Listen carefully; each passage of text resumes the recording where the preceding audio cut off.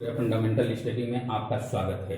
रोज की तरह आज भी मैं IPWE का कोर्स लेके आया हूँ ब्रॉड गेज रूट के बारे में। ब्रॉड गेज जो रूट है वो डिवाइड है group A route, group B route, group C route, group D special, group D और ग्रुप ई।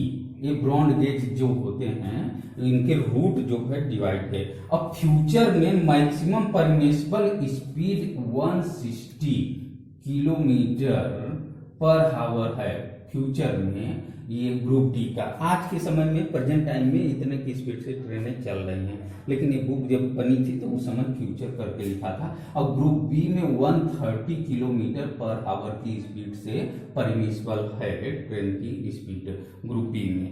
उसके बाद ग्रुप सी जो होता है, ग्रुप सी जो है इसमें सब अर्बन से जैसे मुंबई हुआ है आपका, चेन्नई हुआ, मुंबई चेन्नई, कोलकाता हुआ, न्यू दिल्ली हुआ, इन सब में जो ट्रेनें चलती हैं ये ग्रुप सी की ट्रेनें होती हैं। उसके बाद ग्रुप डी की ट्रेनें जो होती हैं उनका स्पीड डी स्पेशल की 110 किलोमीटर पर हावर की स्पीड से चलाई जाती है ग्रुप डी स्पेशल की ट्रेनें। और उसके साथ साथ इनका जीएमटी मोर देन 20 इनका GMT gross million ton, GMT gross million ton इसको बताए थे, मोर देन होता है किससे, 20 से।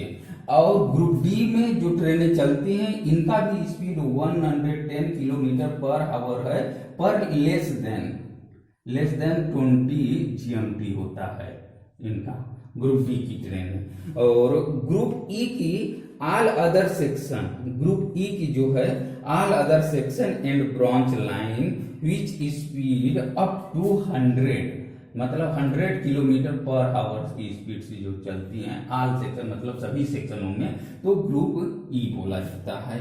ये रहा ब्रॉड गेज रूट का क्लासिफिकेशन, आप इतना इसके बारे में जानिए। उसके बाद मीटर गेज रूट होता है। Metre gauge route Q route, R route, R1 route, R2 route, R3 route और यस रूट, इस तरह से होता है।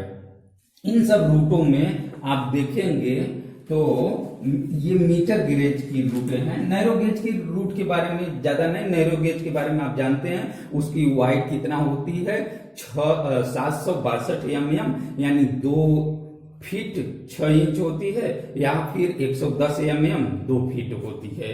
तो ये नैरो गेज की कंसिडरेबल है। लेकिन ये मीटर गेज में आप देखेंगे क्यू रूट में स्पीड 75 किलोमीटर पर हावर है, लेकिन इसका जीएमटी होता है जो मोर देन 2.5, क्या मोर देन 2.5 जीएमटी होता है क्यू रूट का। और आर रूट जो है इसकी भी स्पीड 75 किलोमीटर पर हावर है, लेकिन इसका जीएमटी मोर देन 1.5 जीएमटी है, मोर देन। उसके बाद R1 रूट आता है। R1 रूट में when the traffic density is more than 5 GMT, इसमें भी 5 जीएमटी ग्रास मिलियन टन होता है R1 रूट के लिए।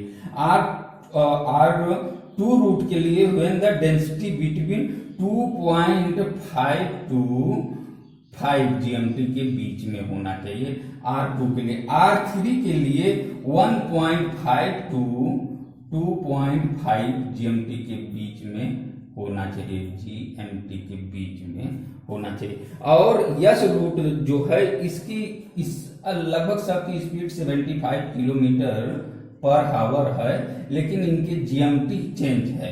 ये यस रूट जो है इनका जीएमटी होता है लेस देन 1.5, इससे लेस देन कम हो 1.5 GMT gross million ton.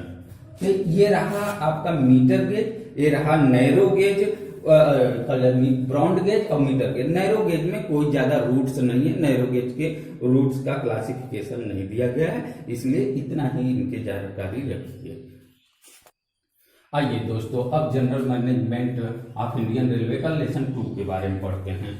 Lesson 2 में क्या क्या दिया है उसके बारे में क्रम से हम पढ़ते हैं। पहला है इंट्रोडक्शन। इंट्रोडक्शन में दोस्तों रेलवे का इंट्रोडक्शन लगभग कितना हो चुका है, 170-75 साल के अबाउट हो चुका है। तो 170-75 साल में रेलवे ने बहुत विकास किया और हिस्ट्री में वही पुरानी बात की 16 अप्रैल और 1853 में इंडियन रेलवे चली थी, कहां से कहां चली थी उसके बारे में आप जानते हैं। अभी तक लगभग 66,000 किलोमीटर रेल लाइन बिछाई जा चुकी है, यही सब है इसमें। और जो रूट बिछाए गए थे उसका 30% इंक्रीमेंट रूट का हुआ है अभी तक, उससे ज्यादा नहीं।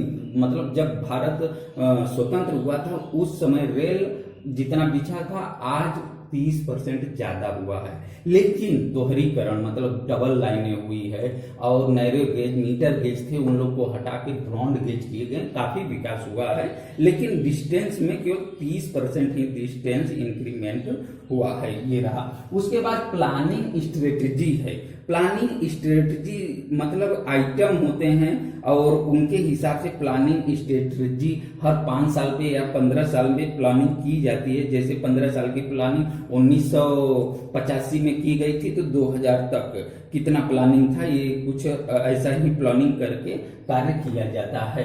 तो प्लानिंग स्ट्रेटजी में होता है जिसका प्लानिंग स्ट्रेटजी जैसे 5th plan, 6th plan, 7th plan, 8th plan, 9th plan, 10th plan. तो ये जो 5th प्लान था ये 1974 से 78 के बीच था। 6th प्लान जो चला था इसके बारे में ध्यान से सुनिएगा, प्लानिंग स्ट्रेटजी के 6th प्लान जो था 1980 से 85 तक चला था। 7th प्लान जो बना था 85 से 90 के बीच में। 8th प्लान जो था 1992 से 97 के। 9th प्लान था 97 से 2002 तक। 10th प्लान 2002 से 2007 तक। उसके बाद 11th प्लान 2002 से 2012 तक। इस तरह से 5-5 साल के अंतर्गत प्लानिंग होती रहती है। उसके हिसाब से रेलवे का कितना ट्रांसपोर्टिंग विकास होता है, टोटल प्लानिंग की कितना विकास होता है, इस तरह से उसका कंक्लूजन किया जाता है। तो दोस्तों इस तरह से ये प्लानिंग के बारे में रहा इसमें ये। उसके बाद ट्रैक आता है, ट्रैक और परमानेंट वे।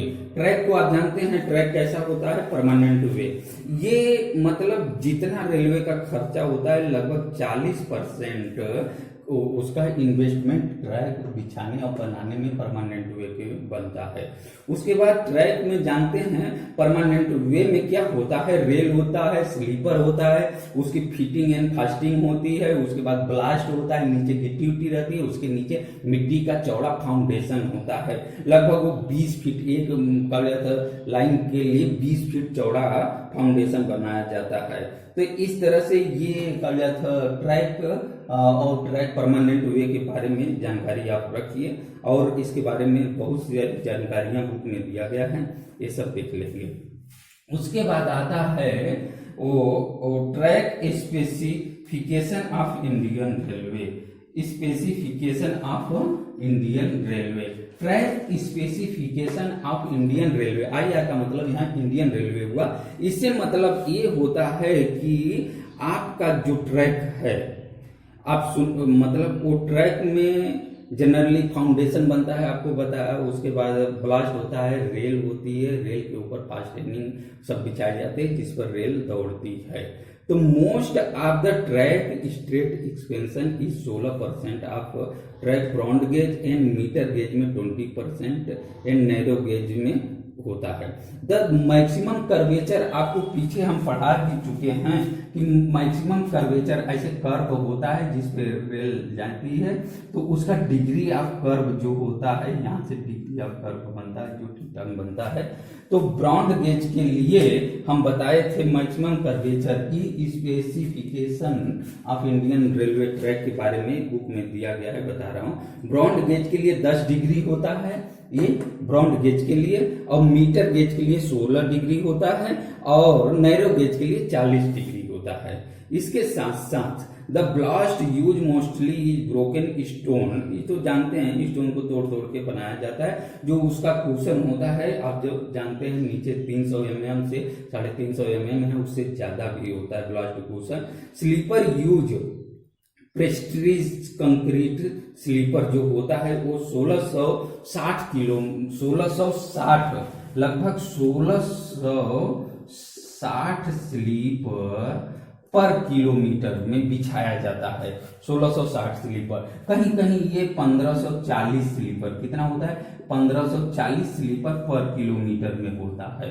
तो इस तरह से इसकी जानकारी रखेंगे। उसके बाद रेल जो standardization of Indian railway 60 KG rail होता है, 52 केजी रेल होता है, जो 90 यूपीएस का होता है ब्रॉड गेज, और 90R, 75R, 60R होता है मीटर गेज के लिए। उसके बाद फ्लॉस बस बिल्डिंग डन, मतलब बिल्डिंग रेल को करके, मतलब flash butt welding done, centralised plant of the thermal welding is done in the situ and when required plastic fastening consider of rubber pad, MS liner, elastic rail clip, ये सब fitting करके rail को किया जाता है। तो आपको ये सब जानकारी होगा। उसके बाद टर्न ओवर के बारे में हम बताए थे, जब क्रॉसिंग होता है तो उसका जो टर्न ओवर यहाँ होता है तो 1.5, ये क्या बोलते हैं 1.5 का होता है, मतलब 8.5 का, और 1/12 का होता है, 1/60 का होता है, और 1/20 का भी आ गया है। इस तरह से एक कर्वेचर होते हैं, जैसे एक लाइन से दूसरे लाइन में जाना, कहीं गोलाई में घूमना, तो ये सब कर्वेचर होता है, कर्व स्विच के लिए बना हुआ है। तो ये सब जानकारी रखना जरूरी है। उसके बाद length of the track on Indian railway, तो 2015 के हिसाब से हम बता रहे हैं ब्रॉड गेज मतलब ट्रैक की लंबाई 60,510 किलोमीटर थी। कितना? 60,510।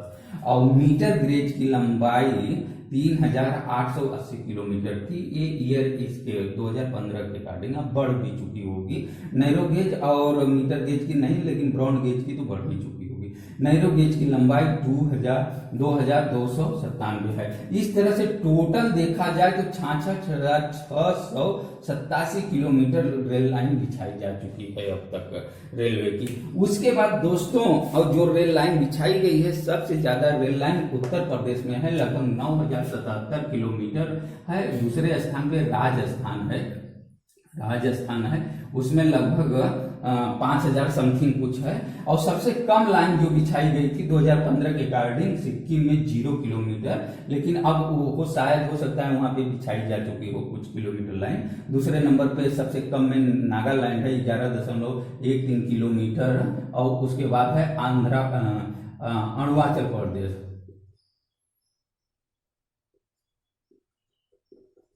अरुणाचल प्रदेश, जिसे एपी के फॉर्म में हम लिखे थे, 11.68 किलोमीटर बिछाई गई है। इस तरह से रेल लाइन बिछाई गई है। रेल लाइन टोटल, अगर आप केंद्र शासित प्रदेश देखें तो अंडमान निकोबार महाद्वीप जो है, अंडमान निकोबार द्वीप में एक भी लाइन नहीं बिछाई गई है। और सबसे ज्यादा मतलब लाइन जो है पुडुचेरी में 22 किलोमीटर, 22.16 किलोमीटर बिछाई गई है। दूसरा है चंडीगढ़। उसके बाद टोटल आप जानते हैं, उसे न्यू दिल्ली तो एक केंद्र शासित प्रदेश है, वहां भी रेल लाइन है, उसका मतलब वो नहीं, लेकिन 0 किलोमीटर अंडमान निकोबार में है। अभी तक रेल लाइन का काम वहां शायद शुरू हो चुका हो, अभी तक तो नहीं हुआ है। फिलहाल ये रहा था, ये टोटल मिला के 66,687 किलोमीटर पूरा रेल लाइन बिछाई गई है सभी स्टेटों में, केंद्र शासित प्रदेशों में मिला के। अब दोस्तों हम आपके सामने रेलवे ब्रिज के बारे में चर्चा करते हैं। It is very very important. दोस्तों अब हम पढ़ते हैं रेलवे ब्रिज के बारे में। रेलवे ब्रिज कितना इंपॉर्टेंट है आप जानते हैं। Total railway bridge 1,40,919 railway bridge हैं। कितना है? 1,40,919 रेलवे ब्रिज हैं, इतना है। जिसमें इंपॉर्टेंट ब्रिज जो हैं, इंपॉर्टेंट ब्रिज 664 इंपॉर्टेंट ब्रिज है। और मेजर ब्रिज जो है 11,653 मेजर ब्रिज है। माइनर ब्रिज जो है 1,28,602 माइनर ब्रिज है। दोस्तों ये ब्रिज का मतलब डिटेल्स रहा। टोटल ब्रिज कितना है? 1,40,919 ब्रिजेज पाए जाते हैं इंडिया में। और मोस्ट इंपॉर्टेंट ब्रिज जो है 164 ही हैं, जैसे बड़े बड़े महान नदियों को बनाए हुए हैं, गंगा, यमुना, ब्रह्मपुत्र, ये सब इंपॉर्टेंट ब्रिज है। मेजर ब्रिज जैसे कहीं कैनल पैनल तरह के इस तरह से 11,653 मेजर ब्रिज हैं, और मतलब माइनर ब्रिज जो होता है 1,28,624 माइनर ब्रिज है। इसके साथ साथ दोस्तों इसमें ये भी बताया गया था आप लोग को, major bridge with waterway more than 18 metre. Major bridge का मतलब वाटर वे 18 मीटर चौड़ा होना चाहिए। क्लियरेंस ओपनिंग द 12 मीटर, पानी का बहाव लगभग 12 मीटर तक होना चाहिए ब्रिज का। तो वो पिछले ब्रिज चैप्टर में मैं ये बता चुका था। वो पूछता है 18 होता है क्या, 18 होता है मोर देन ब्रिज के लिए, वाटर वे क्लियरिंग और कर लिया था 12 मीटर होता है ये वाटर वे के लिए, तो बताया गया था। तो इस तरह से ये ब्रिज रहा ब्रिज के बारे में। अब हम पढ़ते हैं लेवल क्रॉसिंग की जानकारी लेते हैं। लेवल क्रॉसिंग देखते हैं। लेवल क्रॉसिंग दोस्तों, लगभग लेवल क्रॉसिंग जो है खत्म कर किया जा रहा है। लेवल क्रॉसिंग मतलब एलिमिनेट किया जा रहा है, जितना हो सकता है खत्म किया जा सके। कि अभी तक total number of level crossing जो है, जिसे एलसी हम लोग शॉर्ट फॉर्म में करते हैं, 28,607 लेवल क्रॉसिंग हैं, जिसमें number of manned level crossing, जिस पर आदमी लोग काम करता है, लेवल क्रॉसिंग गिराता है, गेट बंद करता है, उठाता है, 19,267 है। लो टोटल का 67% है, 19,267। और नंबर ऑफ अनमाइंड लेवल क्रॉसिंग, अनमाइंड मतलब जिस पर आदमी लोग नहीं ड्यूटी करता है, वो 9,340 है, लगभग 35% लेवल क्रॉसिंग है। दोस्तों लेवल क्रॉसिंग के बारे में मतलब रेलवे बोर्ड लेवल क्रॉसिंग को ही खत्म कर दे रहा है। कहीं पे ओवर मतलब अंडरग्राउंड रोड बना दे रहा है, कहीं से ओवर ब्रिज बना दे रहा है। इस तरह से लेवल क्रॉसिंग को खत्म करने का पूरा प्रावधान है इंडियन रेलवे में। फिलहाल मतलब ऐसा होने की संभावना नजर नहीं आ रही है, क्योंकि रेलवे क्रॉसिंग कहीं कहीं पे मतलब इतना बिजी है रोड की, वो चलना ही जरूरी है। तो Indian railway has decision to progressive eliminate the level crossing of the safety of the road use and train passenger during the year 2015-16 के बारे में 1,253 unmanned level crossing and 390 manned level crossing has eliminated. तो ये मैं जो पढ़ा रहा हूं आप लोग को, ये मतलब 2015-16 के बारे में बता रहा हूं। तो इस समय के अनुसार, इस ईयर के अनुसार लगभग उस समय 1,000 कितना, लगभग 1,390 माइंड, जिस पर आदमी लोग काम करते थे, माइंड 390 माइंड क्रॉसिंग को बंद किया गया था, और लगभग 1,000 से ऊपर अनमाइंड क्रॉसिंग को बंद किया गया था। इस तरह से हर साल ऐसा प्रोसेसिंग किया जा रहा है। दोस्तों फिलहाल अभी तक इतना